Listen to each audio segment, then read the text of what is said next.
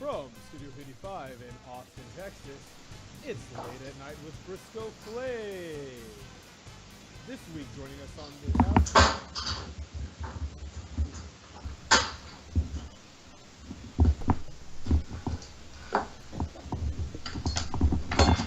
Hey everybody, welcome to Late at Night with FriscoFlame. I'm your host, FriscoFlame.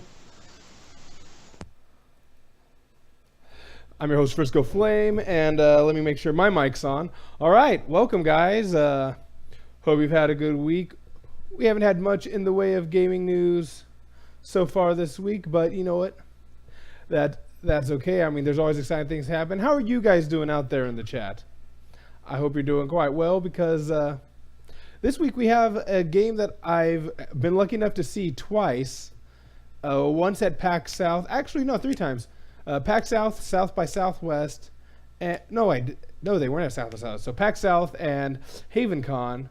This, of course, I'm talking about Black Ice the game. Now, if you're not familiar with Black Ice the game, I'd say let's call it Tron shooter. You know what? How about I just show you?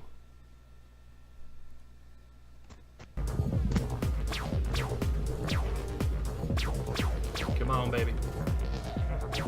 That spider tremor things. Oh, jeez. Bring it on. Yeah, so that's the game we'll be talking with today. Black Ice, that's just a little taste of it. And I've got one of the devs with me, Garrett Cooper. And you know what? How about I just bring him on now? Ladies and gentlemen, from Black Ice the game, Garrett Cooper. Garrett, come on. Hey, how's it going? It's going well. How are you doing, man?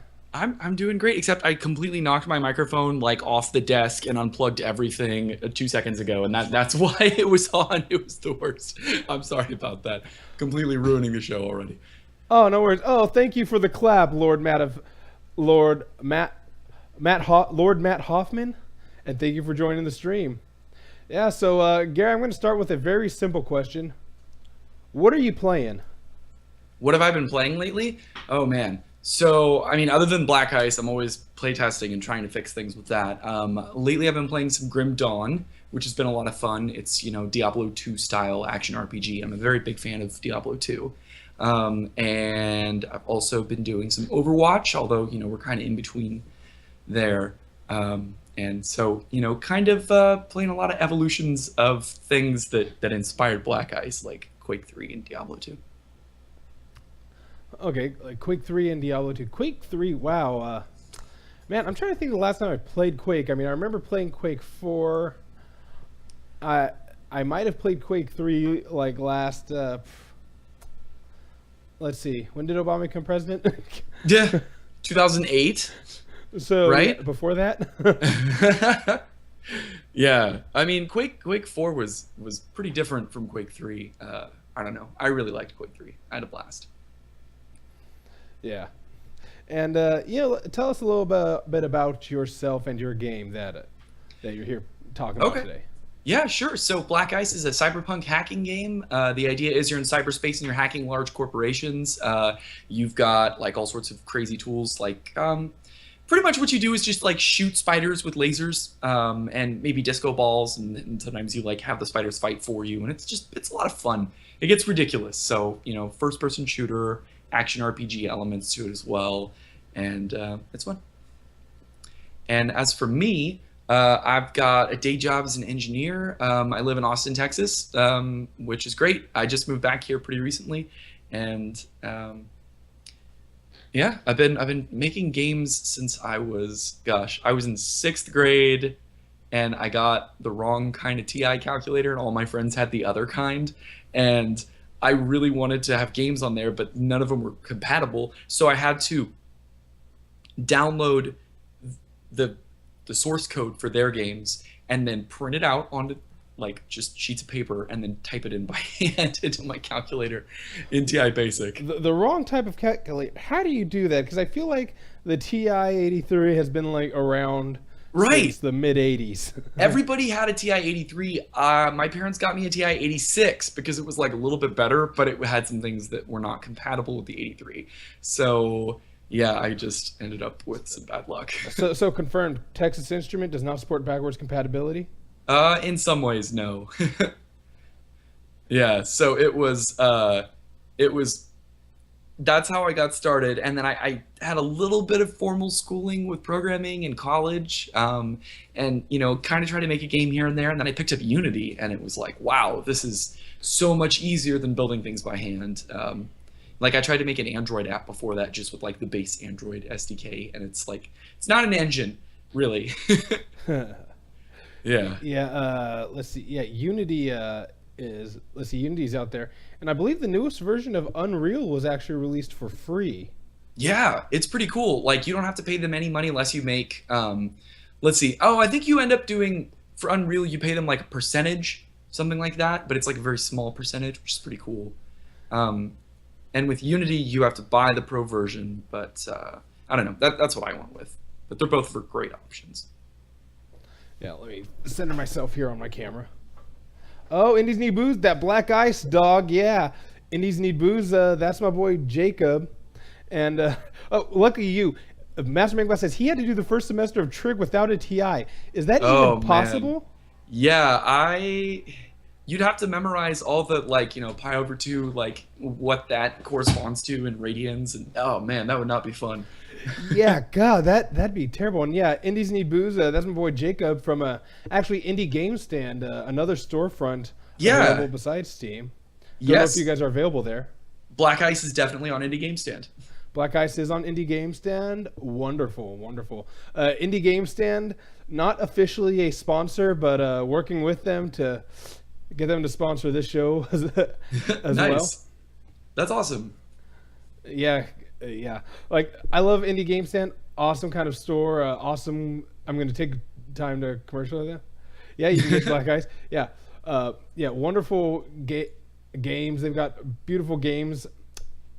I don't have a powerful enough PC to stream a lot of really cool ones that they have, which is sadness. I barely am able to stream this, so I'm focusing on this show right now. Well, this is a cool format. I haven't seen any other game like talk shows. This is cool. Yeah, well, like I said, I want to feature. I mean, anybody can play the games, which is kind of the cool thing about games. So Definitely. We want to learn more about what got you into this just amazing world. And you said with a TI-86. Now, what year would this be that you were in school about? We won't give away your age, but give us like a section of a decade. This was late 90s or mid to late 90s. Mid to late 90s. So that is right beyond. And yeah, Jake says it's in the works. Nice.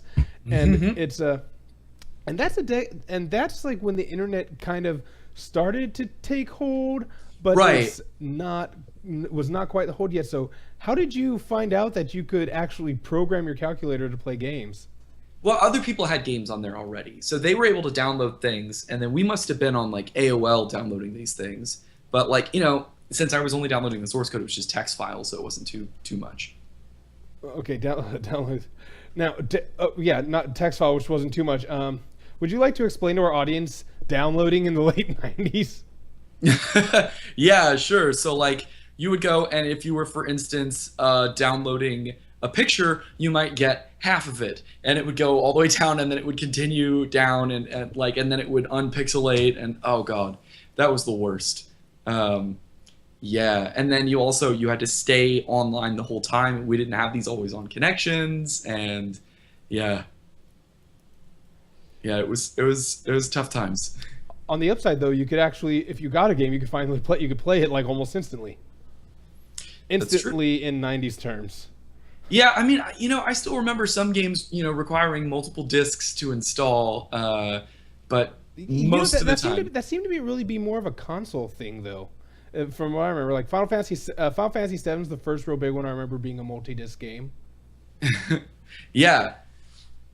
So, yep, Final Fantasy VII was a multi-disc game. I want to say I originally had Final Fantasy VII on PC on floppy disks.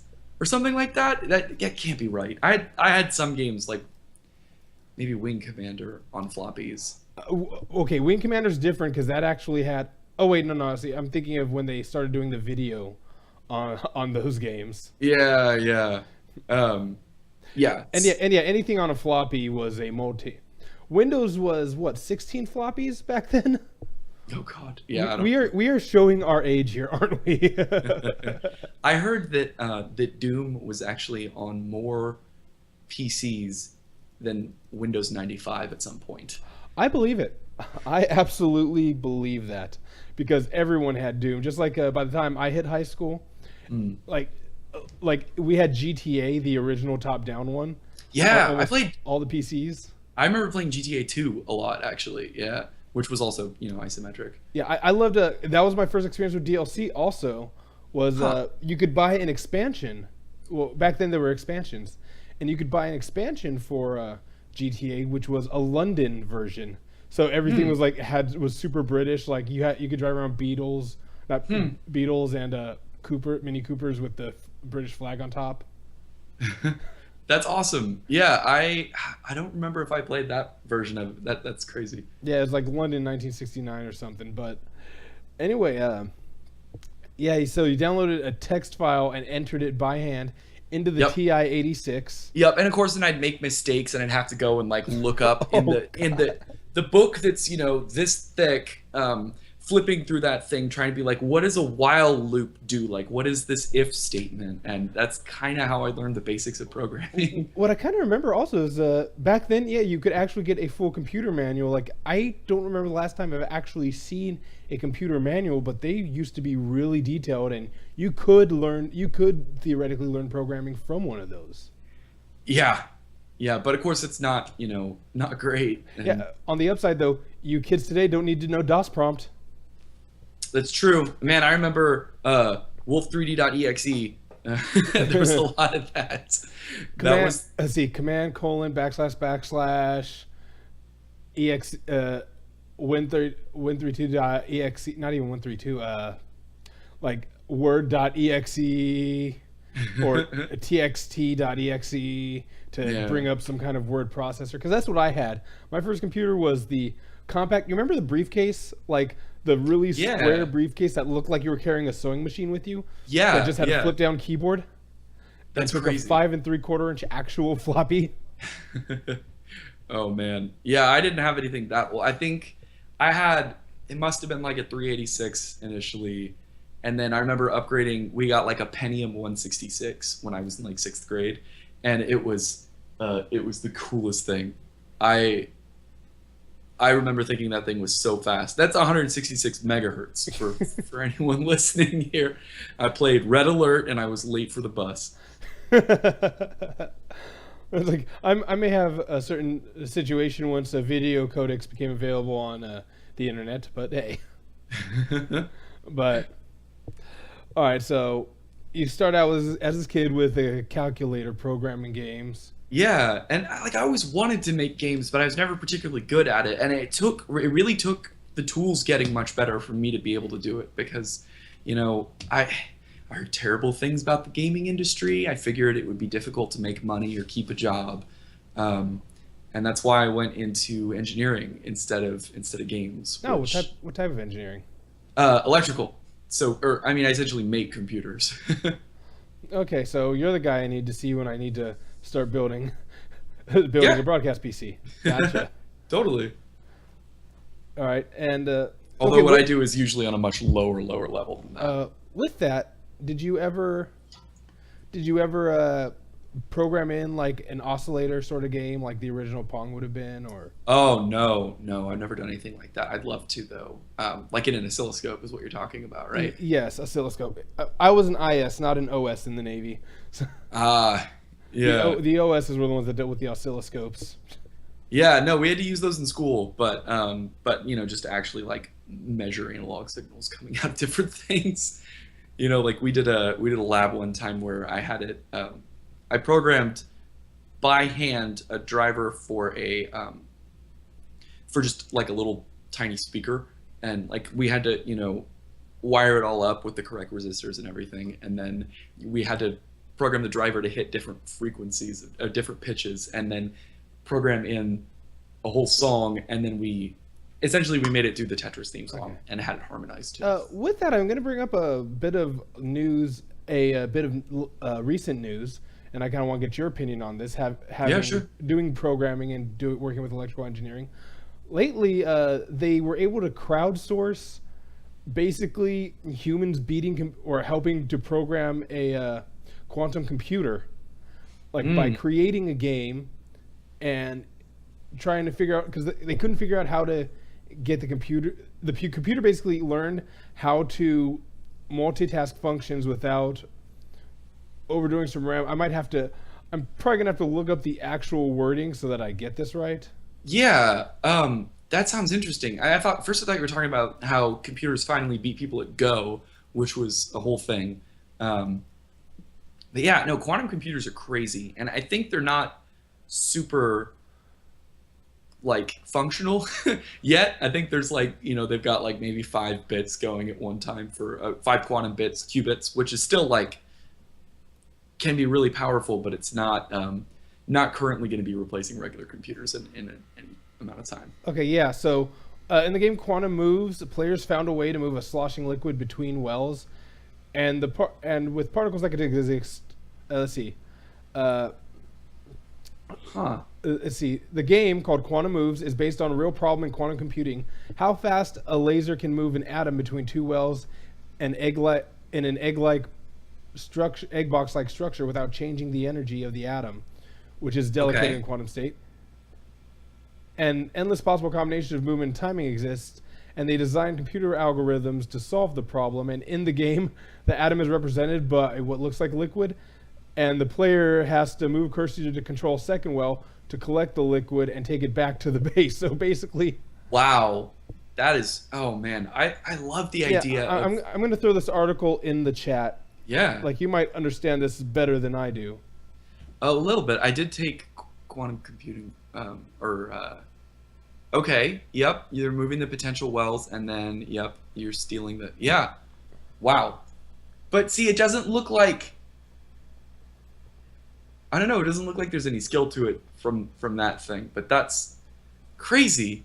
They've actually done a couple of different things. The folding at home, they used people's, just the processing power of their computers when they weren't using them. I remember that actually used to be a huge way to collect Bitcoin. Yeah, that sort of thing too. I had some friends doing Bitcoins. I heard that Steam is going to start doing Bitcoins soon, which is really weird to me. Any kind of super volatile currency seems kind of weird. Yeah, well, I think what happens is that like Steam doesn't actually accept Bitcoins. It's just that like you pay Steam, you give Bitcoins, and then Steam immediately uses some third-party service to convert it into dollars, and then, Steam gets your dollars, not your Bitcoins. Yeah. So, getting back to the game, things like this. So, obviously, you say you took a quantum computing class. So things like this have always interested you, just programming, computers in general. Yeah, absolutely. So what made you finally make that move from electrical to working on games? So I had to, I got laid off. I used to live in Austin, and then I moved out to California, and my wife and I were out there. We didn't have that many friends, didn't have a whole lot to do, and my friend was like, hey, you should check out Unity. I've been messing around with it. And I was like, cool. So my friend's going to be messing with this. If I have questions, I can ask him. And, I started following a tutorial. And so I made like a 15 tile sliding puzzle in Unity. One of those, like the ones where you have numbers on them and you try to like... Yeah, the moving square thing. Yeah. So I made that, and then I was like, oh, cool. Well, that was pretty easy with just following this tutorial word for word. So what else can I do? And I looked, and Unity's got a bunch of like random assets that you can pull in for free that Unity puts together. And one of them was a first-person character controller. And so I put that in, and all of a sudden I was standing on the puzzle that I had made and like looking around, and you could jump off of it and fall forever. Isn't that an Easter egg in your current game?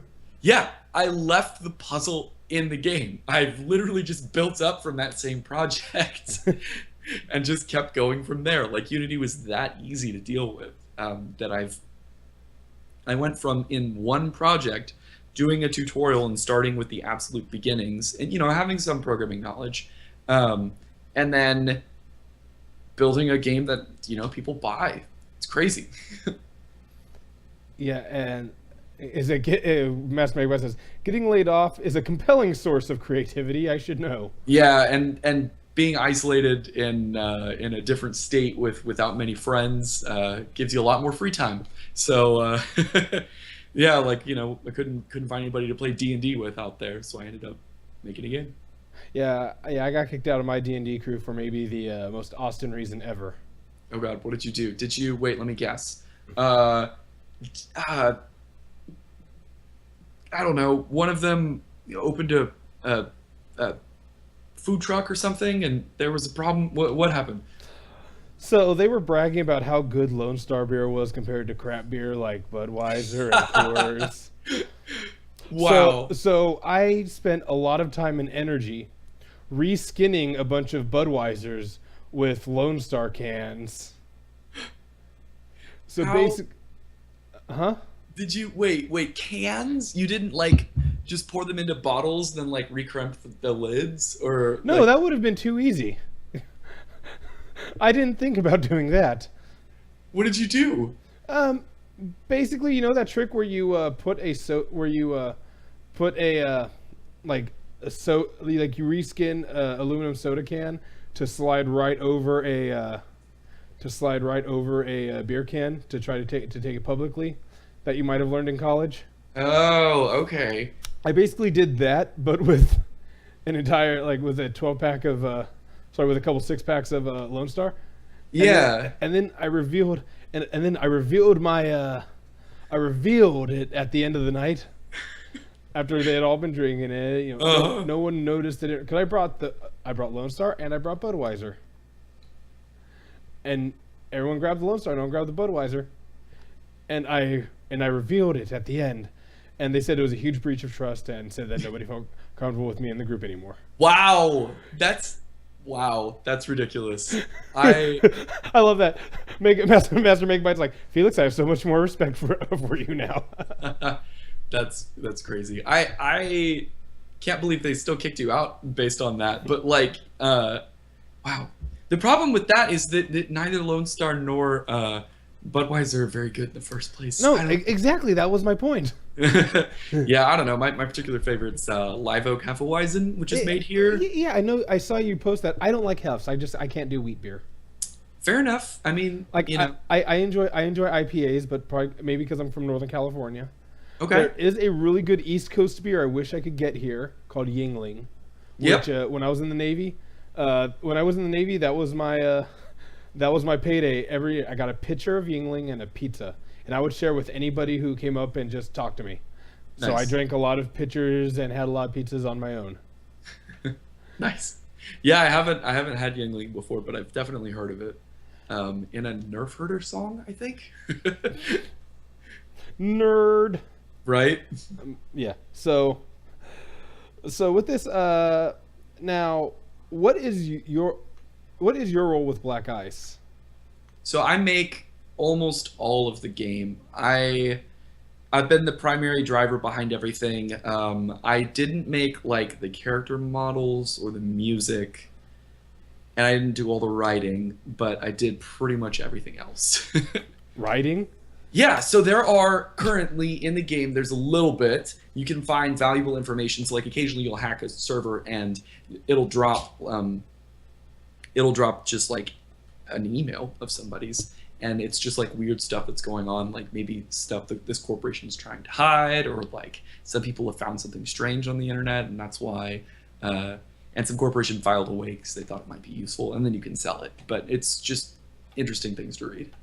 Okay. So with that said, how much Tron inspiration is here?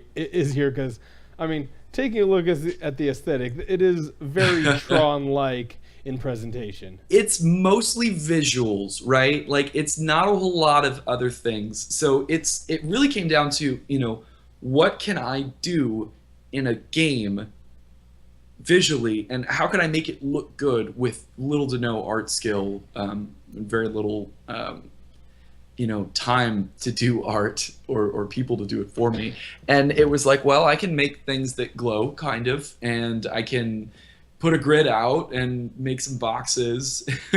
And so that's where the theme and the aesthetic came from. And then of course there's the throwing disc because why not? No light bike level. No light bike now, and they could be fun, I guess, but I feel like that's been done. It's like, yeah, just put an Easter egg in there where you do like a light bike Battletoads level. Yeah. Nice. Feels like that might be like making a whole nother game on top of maybe a mini game, but still like a whole nother game on top of this one. And the scope is already like way too big for pretty much just me. Yeah, it's tough. It's making if there are any prospective game makers out there, don't make a first-person shooter or probably any game in 3D or an RPG or a multiplayer game, and especially don't make all of those at once for your first game. Just don't. Nice. Well, you mind if we cut to commercial real quick, and when we be back, more with Garrett Cooper of Black Ice. Cool. All right, going to commercial. Commercials. That's hold it. I'm gonna rearrange a little bit.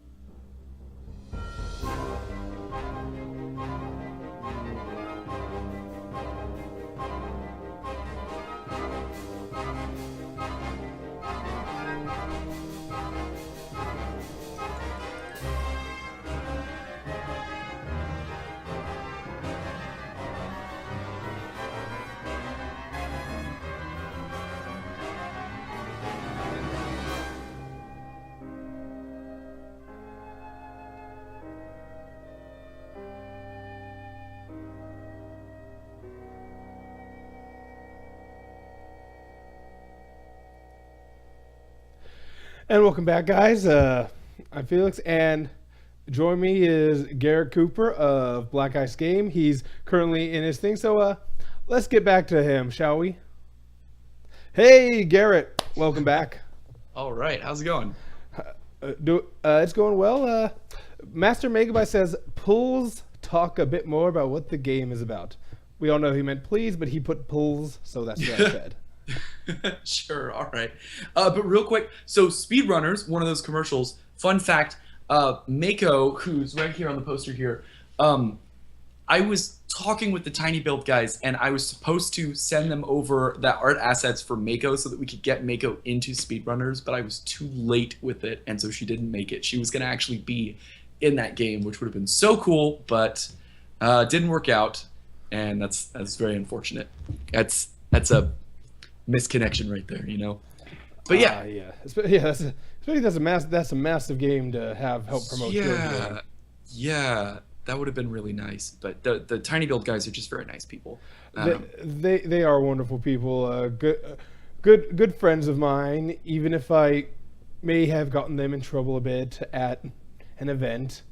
But yikes! All right. Again, remember, I didn't know what hurricanes were before PAX South. Yep, fair enough. There's a lot of interesting types of alcohol. Yep, and yeah. Well, you know Mech Smarts, right? Like those things are crazy.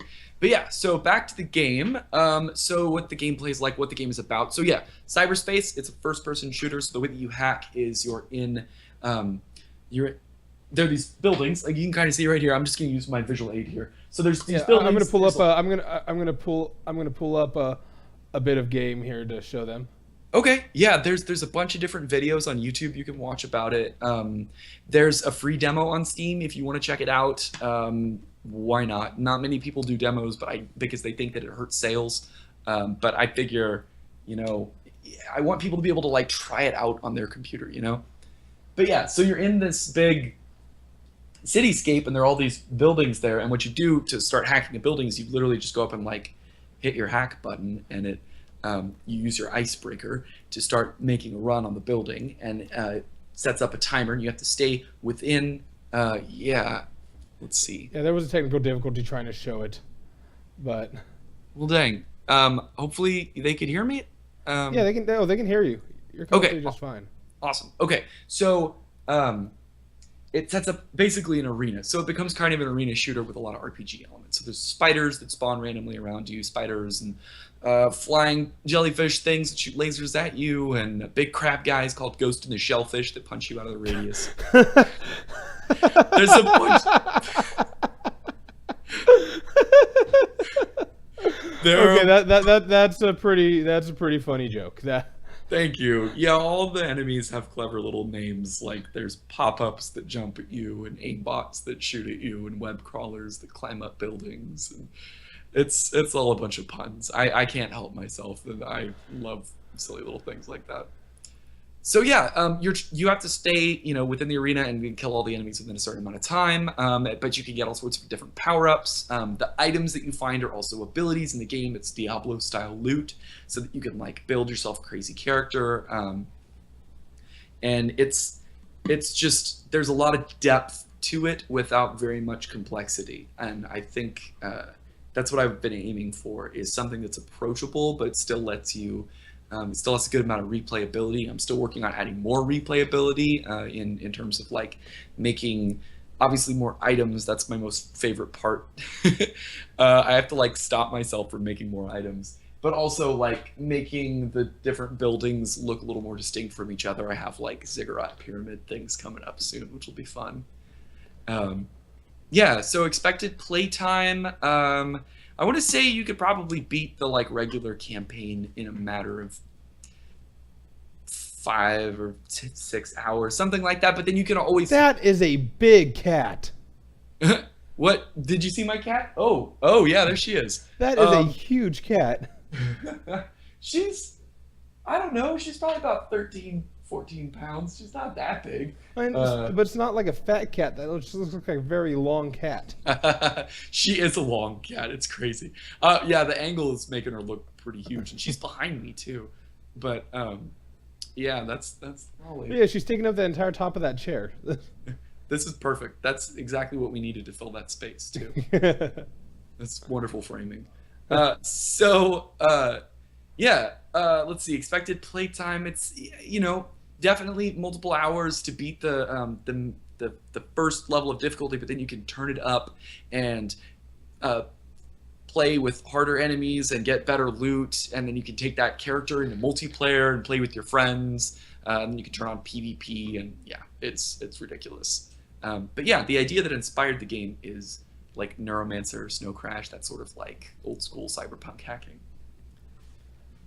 Where cyberspace. Yeah, I think that'd be more of a mini panther than a mini lion, Master Megabyte. But yeah, she's a bit of a panther cat.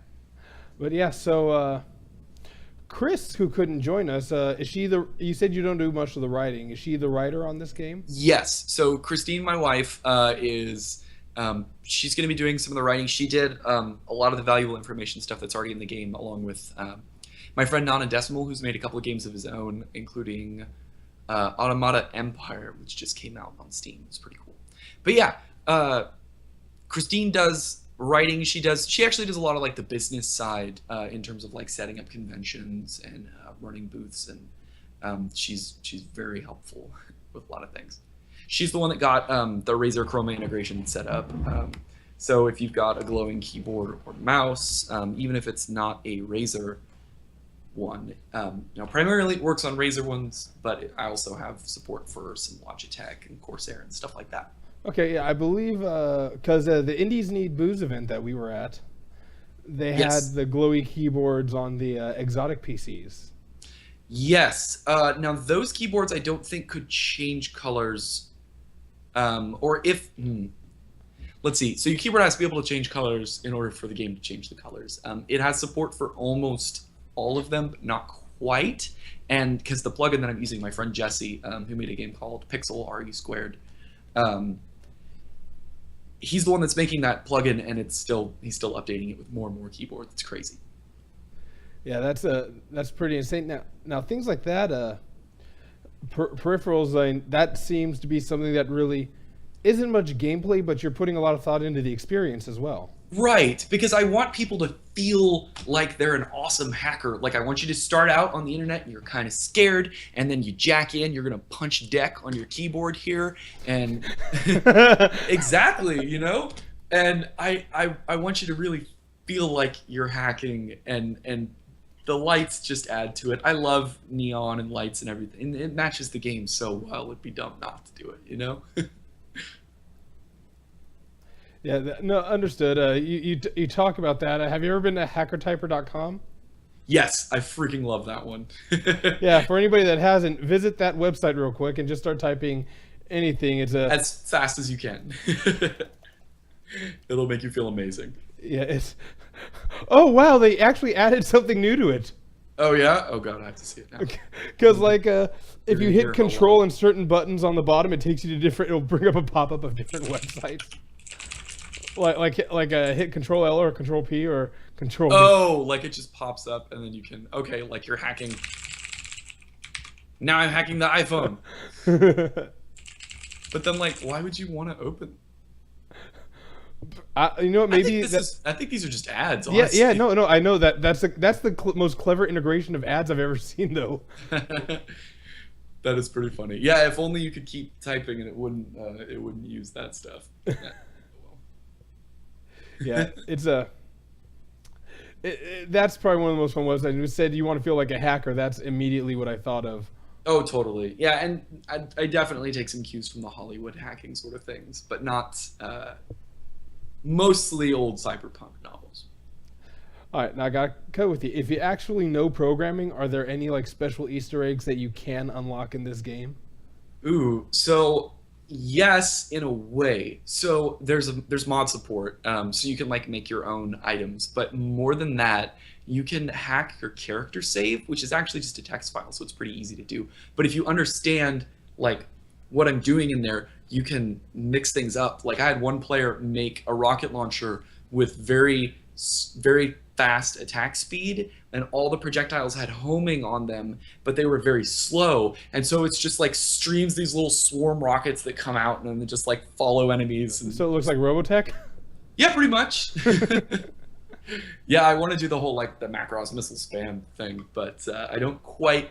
I have one type of missile. I want to do more, but like I said, I've been trying to work on things other than weapons because I feel like there's a lot of weapons already. People probably want me to give you more interesting things to blow up. Yeah, so is this game still early access on Steam? Or? Yes, yeah, that's important to note. Game is definitely still early access, but it is a complete experience. You can play it multiplayer. You can beat the game. I've gone through tons of updates. Yeah, and there's not going to be DLC. If there was DLC, it would be like an expansion. Like I would rather do an expansion than anything else. But I also want to add stuff to the base game too. Yeah, just see if you can license some Daft Punk. Oh man, that would be insane. Insanely expensive. Some of the music was inspired partially by Daft Punk and Nine Inch Nails and other electronic really good stuff. Now, the music I think is great. Now who does the music? A guy named V-Axis. I can pull up his website real quick. V-Axis. Yeah, so he's a German composer. Just feel free to drop it into the chat. I don't have any. Cool. Yeah. So so he's done a couple other games like Serpents in the Staglands. He also does some chiptune stuff. And yeah, he's got the Black Ice soundtrack there. Yeah. So I'm gonna pull up I'm gonna open this real quick and play a little music here for the stream so that they can get a bit of understanding of the person. Oh, hey, level 1, Black Ice. Here it goes. And let's play that. the soundtrack available for $5. Yeah. Yep. And actually, if you buy it on Steam, the funds eventually get to the Axis. Yeah. So, oh, you know what? Going even better. There's one here called Tron Ice. Yeah.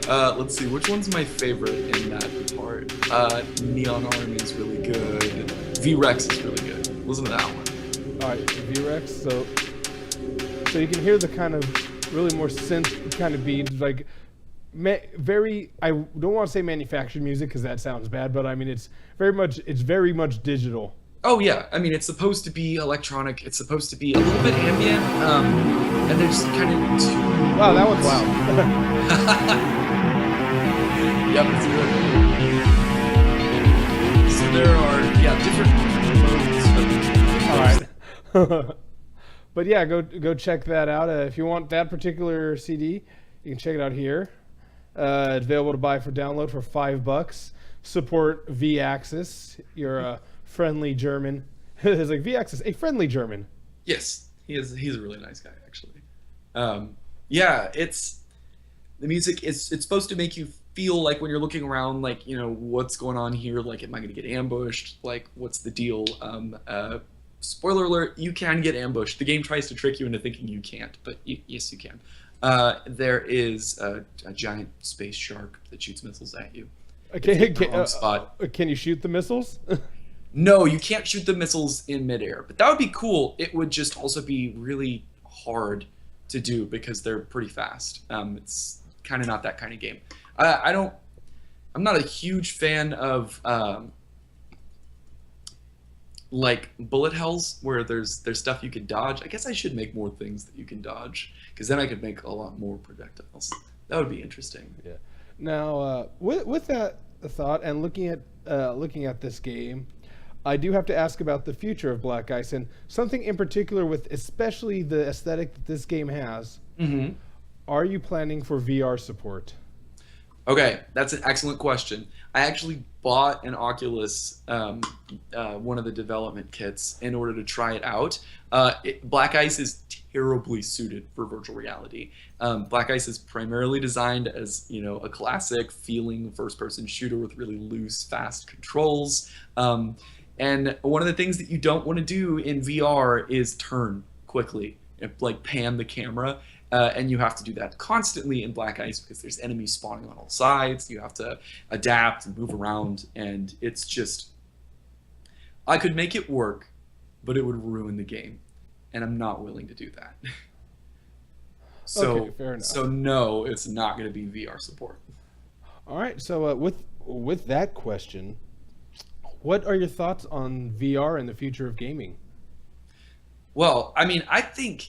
I've played a couple of different things that VR is just fantastic for. Like Keep Talking, Nobody Explodes is really fun. There's a lot of good, cool stuff with VR. I think, like anybody says, the price is going to have to go down before it'll really be widespread, and that makes it difficult for game developers to want to get on there. But there are a lot of developers that were promised virtual reality when they were young, and they bought their Virtual Boy, and it wasn't good enough. And now they can actually make some cool shit, and they... Can you hear me? Yeah. You froze for a moment, but you're good now. Yikes. Okay. Yeah, so, there's a lot of developers that are super excited about that. There's a guy that made a hacking game, actually. It's completely different, but it's a hacking game in virtual reality called Darknet that you can check out. A friend of mine, I try to make friends with all the other cyberpunk hacking game developers. And yeah, so E. McNeil made that one, and it's fun. It's really cool, but it's nothing like Black Ice. Yeah. Now, sorry, you mentioned making friends with all the developers. Have there been any things that have been like major changes that have been brought to you because somebody else looked at it? Like, I know one big one was my big complaint when I played the game. I only had one because, like I said, I had fun, but the old reticle was garbage, in my opinion. Yeah, and it was always pretty much temporary. Like and so that crosshair was difficult to see and it was easy to lose, and I ended up just I scaled it up and I added a stroke around it, a black highlight, and it's just people don't lose it anymore. So it helps. And Sam Grizzle says, gamers wearing headgear for hours and moving around while playing. I'm skeptical on VR. See, you know what? I will say the best VR experiences I've seen are either designed for very short play, which is like my buddy JJ's game Pitch Hit, where you did you get to try Pitch Hit? Was that the one that they had at Wagos? I believe so. That you throw a ball in the air and you whack it, or you have a ball pitched to you and you whack it, or you can whack it off a tee-ball. It's basically baseball, but it's the very simple pitcher batter baseball, but you can smash things with the ball, like depending on where you hit it. Huh. It's really cool. That's not a game designed for hours of gameplay. Or something like Elite Dangerous, where you're sitting in one spot. Yes. Like, man, I wish when I have a computer that can handle VR and a Vive, I will like lose my eternity playing the VR version of Elite Dangerous because yeah, I got a chance to play that, and my computer could only handle it in like low resolution, but it could handle it, and it was really fun. That game has so many controls though, because you can move your thing in like any different direction. Honestly, you know what I'd love to do if I was good at programming, you know what I'd love to do? Get an old Steel Battalion controller.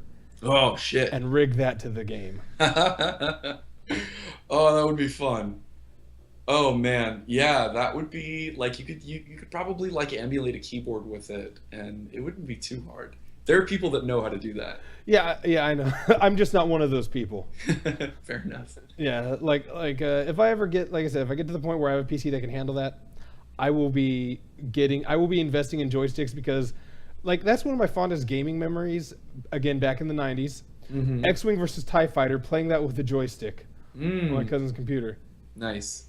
Even though that game was technically a little more like rail shootery, like now that I go and think back to it, because really the joystick moved the cursor, but you know what? I still felt like I was flying an X-Wing. Oh yeah, that's the important part. the fantasy of it all.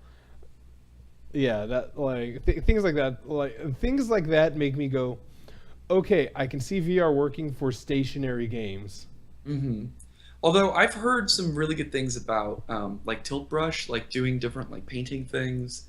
One of my friends has a game that it's designed for like making music in VR, where you literally you build these structures in space and it makes music, and like he and his friend like just jam out, like one guy's on guitar and one guy's doing that thing, and like it makes some really cool music. That's cool.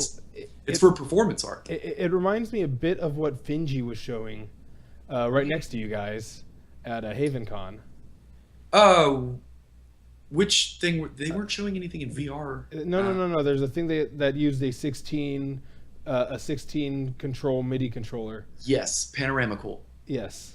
Yeah, that is a cool game too. Yeah, and so is this game being self-published? We bring up Finji, who's a publisher based out of here in Austin, Texas. Yes, Black Ice is currently self-published. I don't think that's going to change because I'm already on Steam. I have most of it figured out, but I might end up looking at a publisher eventually. Okay, wonderful. And we're getting close to the end here, so I'm going to ask you more along the lines of some cool down questions. First off, what do you see for the future of gaming right now, or what do you hope? Let me change that. What do you want to see from gaming moving forward? Oh wow. Okay. I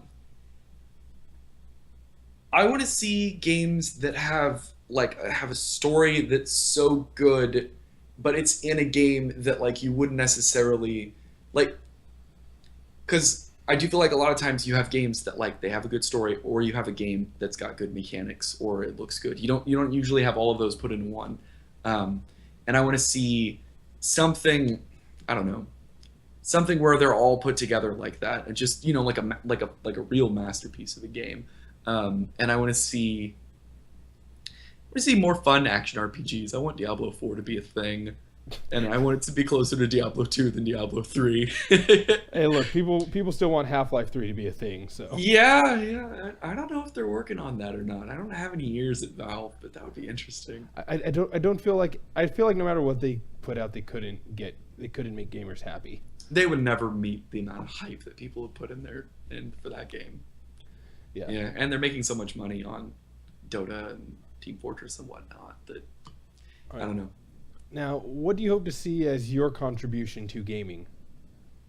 I just want people to have fun. I'm not really trying to do anything crazy. I just wanted to experience Gibsonian hacking, and I built something around that. And it's it's tough, like they say, like you should never make a game that you really want to play because you'll never experience it for the first time like everyone else gets to, Okay. because I kind of know a lot of things about it. But the nice thing is you build enough systems and interactions that you can explore things. All right, wonderful. And I'm going to finish here with a question from James Lipton from IAS Bravo. Okay. Yep. Okay. And James writes, if heaven does exist and you see God when you get to the pearly gates, what do you hope to hear he or she say to you? Wow. Okay. This is very not game related. No, I totally stole this from Inside the Actor Studio. Yeah. I don't know. I would hope that I would be judged on, trying to be a good person and trying to help people out in what ways that I can. Yeah, it's an interesting one. Actually, one of the reasons I became an engineer is because, and especially a computer engineer, is because everything, like all of society runs on computers now. And so if I can make all of computers just a little bit better, then I'll make all of society progress just a little bit, Understood. Yeah. Well, Garrett, thank you for joining me. Go ahead and plug everything you have to plug right now. And you can even throw it in the chat. Oh, yeah, all right. So Black Ice on Steam is this link right here. And then on Twitter, Black Ice is twitter.com.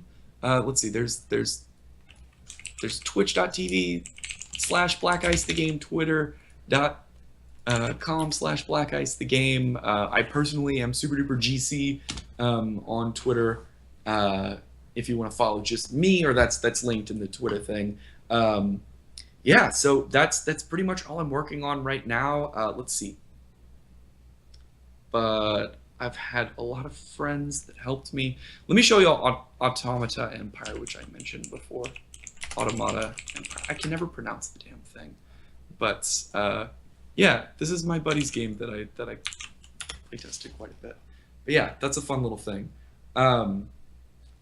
But yeah, Black Ice is going to be at RTX in July. Wonderful. And maybe PAX Prime if I can swing that. That would be cool too. But yeah, if you have suggestions or anything, I love hearing that stuff. I'm all over Twitter and the Steam forums and everything. I love hearing suggestions and help and requests even.